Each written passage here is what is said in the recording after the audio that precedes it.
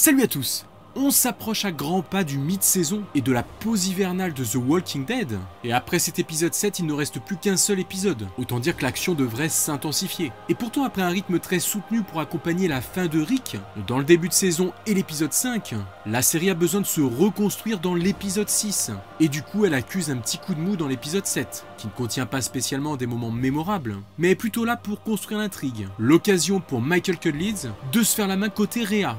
On apprend aussi ce qui est finalement arrivé à Maggie, et les chuchoteurs continuent de se rapprocher, mais alors en prenant leur temps et en faisant durer le plaisir. Première chose notable dans cet épisode, c'est donc le passage de Michael Cudlitz derrière la caméra. Et ouais, Negan n'avait pas frappé assez fort parce qu'il est de retour. Alors maintenant reste à savoir la pertinence de ce choix. Déjà à première vue, il n'y a pas un style très différent, très flagrant dans la réa de cet épisode avec le reste. La scène d'intro est plutôt cool avec Rosita qui court, les plans très checkés montrent la confusion de cette dernière, donc ça sert plutôt bien le récit, avec même une mini caméra embarquée sur elle un court instant, bref de quoi désorienter avec ces chuchotements inquiétants en bruit de fond, au cours de ce qui s'apparente vraiment à une track. Sinon pour la réa du reste de l'épisode, pas d'effet notable, hormis un petit clip show pour l'entrée en matière de la colline, quelques caméras à l'épaule pour coller au plus près de l'action. Attention, ça se coupe pas mal sur les plans serrés. Le tout dans une bonne supervision des acteurs. Alors après forcément j'imagine qu'avec une série aussi bien huilée, pas facile de prendre trop de liberté pour ce brave Michael, qui nous manque rappelons-le, avec sans doute un cahier des charges concernant la façon de procéder sur The Walking Dead. Mais dans l'ensemble ce qui nous crée ici passe assez bien avec l'ambiance de l'épisode, l'occasion surtout pour l'acteur de se faire la main à ce métier. L'essai est donc réussi pour Michael. Bon en plus faut dire qu'il ne lui avait pas donné la charge de l'épisode le plus passionnant. Alors déjà revenons sur Maggie. Et ouais ils ont osé le faire, la grosse ellipse sur son départ de la colline. Elle est ainsi partie aider du côté de chez Georgie, mais pour tout le monde c'est normal, enfin sauf pour Michonne qui le découvre quasiment en même temps que nous. Et d'ailleurs ça semble finir de la motiver à accompagner le groupe jusqu'à destination. Du coup que s'est-il donc passé entre temps entre Michonne et Maggie, pour qu'elles prennent autant de distance jusqu'à isoler leurs deux communautés l'une de l'autre? En tout cas, ça veut dire qu'on ne verra sans doute plus Maggie pendant un certain temps, avant qu'elle ne réapparaisse éventuellement à l'écran. Une sorte de petite mort, mais avec un retour possible pour Lauren Cohan. Et après, qui sait, peut-être bien assez vite. Mais du coup, pour le moment, je trouve que ça rend pas forcément justice au personnage, que de le faire partir aussi facilement. Pourtant, pas spécialement un de mes préférés, mais c'est un personnage historique du show, donc qui aurait peut-être mérité plus d'efforts scénaristiques. Et ça, peu importe les histoires et les plannings qui se passent en off. En plus, n'oublions pas que c'était un personnage très mis en avant dans le début de saison. Bon après, comme je dis, elle peut vite revenir, on la verra peut-être avec Georgie, ce qui n'a pas du tout l'air d'être prévu pour le moment. Enfin bref, je reste dubitatif sur cette façon de procéder. Après quelques légers sous-entendus sur sa correspondance avec Georgie, hop, on la met au vert.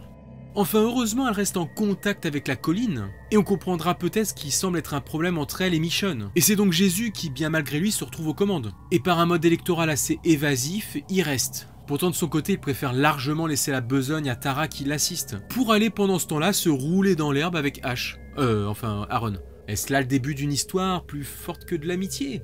On verra bien, car pendant ce temps-là, Daryl nous explique quelques techniques de survivalisme façon Bear Grylls. Carol est venue demander son soutien pour encadrer Henry, et bien évidemment comme tout bon héros qui se respecte, il commence par lui dire non, vit une galère avec Henry, et finit par dire oui. Au passage, un clin d'œil très sympa à Mad Max, avec la présence d'un chien errant qu'il adopte comme compagnon, ce qui peaufine parfaitement le profil du perso de vieux loup solitaire. Je le dis et je le répète à chaque fois, mais j'adore vraiment ce qu'ils font avec ce personnage en ce moment. Et ça peut aussi nous aider à compenser l'absence du charismatique patron de la série. Est-ce que ça suffira ?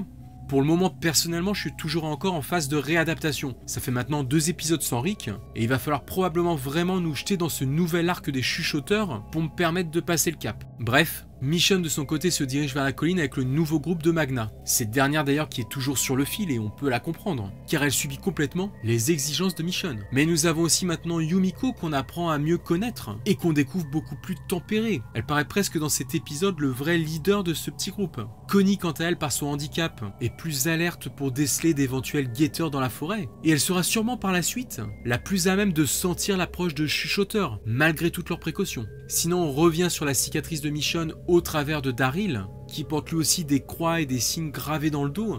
Est-ce là une façon pour ces deux persos de faire leur deuil de Rick, qui, comme le rappelle Daryl, n'a jamais laissé de corps derrière lui, donc pas facile d'accepter sa disparition. Sinon, comme l'épisode reste somme toute assez basique, avec toutefois des moments d'action pour garder le rythme, on nous prépare sûrement à frapper un grand coup dans le prochain épisode. Peut-être lors de cette fameuse foire que tout le monde prépare, et qui pourrait ne pas se dérouler comme prévu. donc je ne vais pas non plus trop m'étendre pour le moment, et attendre de voir ce qu'on nous réserve pour la semaine prochaine.